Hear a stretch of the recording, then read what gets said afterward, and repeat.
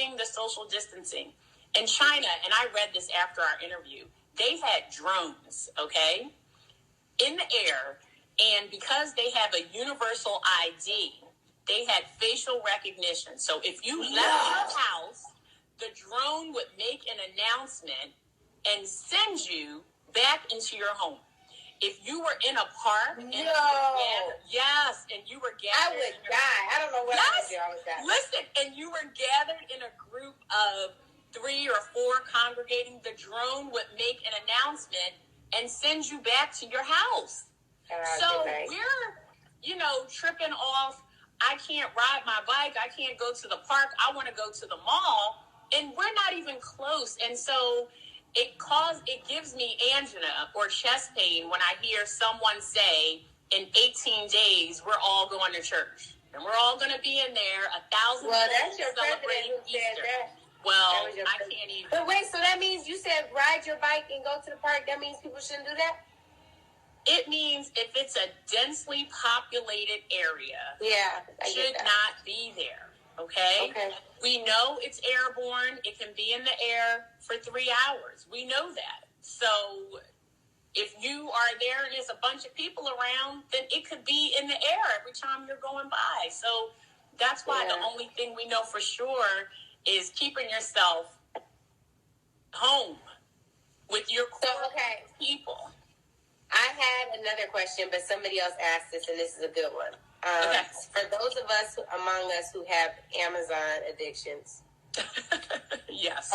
Somebody said, should we not order packages then? Because there's some graphic going around saying that it stays on cardboard for 24 hours.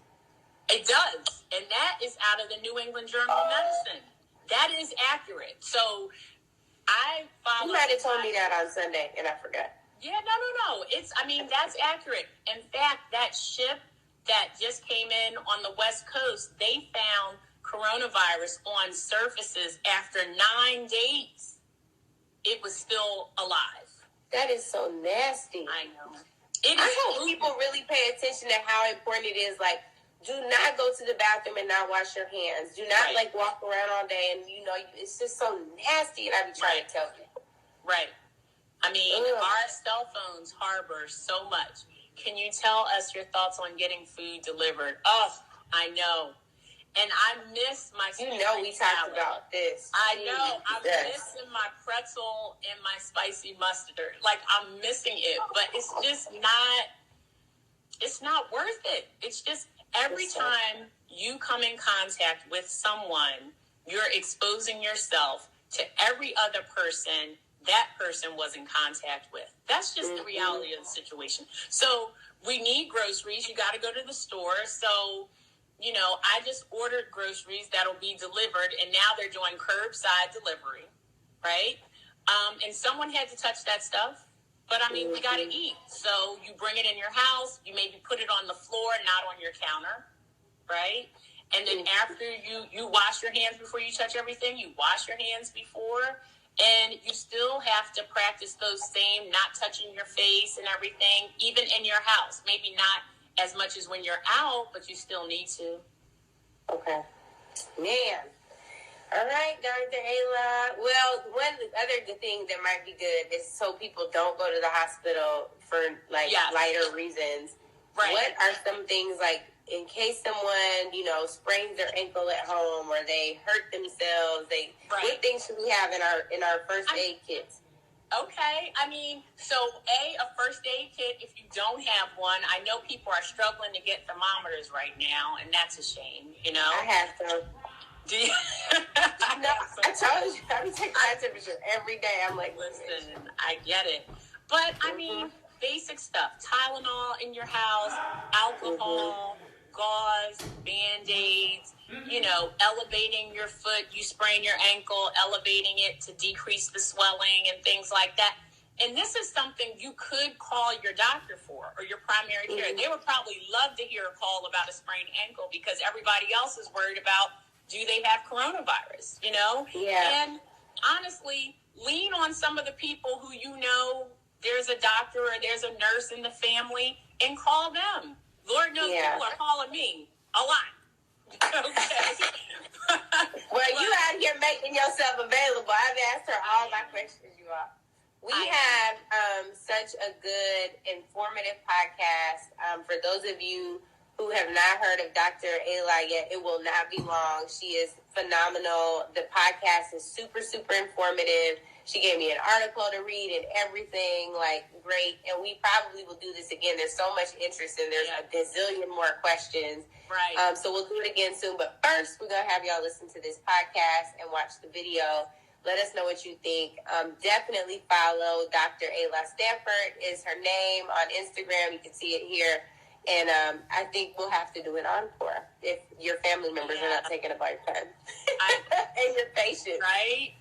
And still, I'm on call this weekend, so we'll see what that's like in the hospital. Then you can report back and let us know how it's going. What that was like. Because things are scarce. And, Angela, I want people to be smart and protect your families. There's a lot of conflicting information that's out there. And be smart. I see people online talking about, I can't wait till April 14th so my kids can go back to school and I can go back to work. I mean, unlikely. I mean, if the rates of death continue to go up and the rates of cases continue to go up, it would be irresponsible of the government to recommend that people go back to life as usual. Okay? It would be irresponsible and unsafe. Right? And you don't need 45 or somebody else to tell you that. If you go to the Johns Hopkins website or you go to CNN or whomever you follow and you see every morning you wake up, there's 10,000 more cases, then it's not safe. Right? Yeah. It's not safe. So my take home, keep your social distancing. Stay away from the hospitals unless you need to be hospitalized. And if you need to be, we need to get you tested, confirm the diagnosis, and then be in contact with everyone you were in contact with so they can quarantine. New York is about to be a new epicenter. So if you've been to New York in the last 2 weeks, they're recommending that you self-quarantine. Yeah. Okay? And so that you're not so despondent or so depressed or sad when things don't happen by Easter or they don't happen by Memorial Day, just set your expectations. We're going to take it one day at a time. Yes. Everybody needs everyone for this to get better. We're not even at flattening the curve. We're trying to keep it from going up. I mean, it's like this, right? So those are the takeaways. I would say I will try to answer as many questions I can. If you guys post, I will try as much as I can. But as you said, we're going to do it again. Somebody asked what kind of doctor I am. I'm not going to take up all the time. It's on Angela's podcast. So you guys can go check it out. And on her page. Follow Dr. And on my page. She's phenomenal. Real Conci Med, so Real Concierge Medicine. And it's not just for people who have lots of money. I mean, I'm a healthcare advocate. I help people out of tough situations. You could say I'm the Olivia Pope of medicine. Girl, you not no Olivia Pope of medicine. You the Dr. Ayla Stanford of medicine. That's right. Olivia Pope was sleeping with presidents and carrying.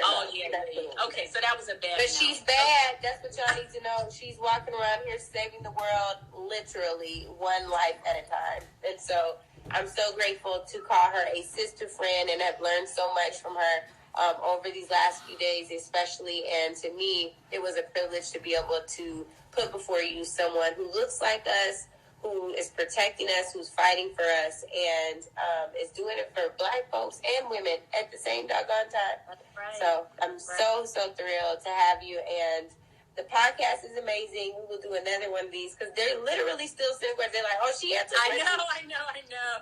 So yeah, it'll be good. But thank you, Dr. Ayla. We will talk again really, I'm hugging you remotely.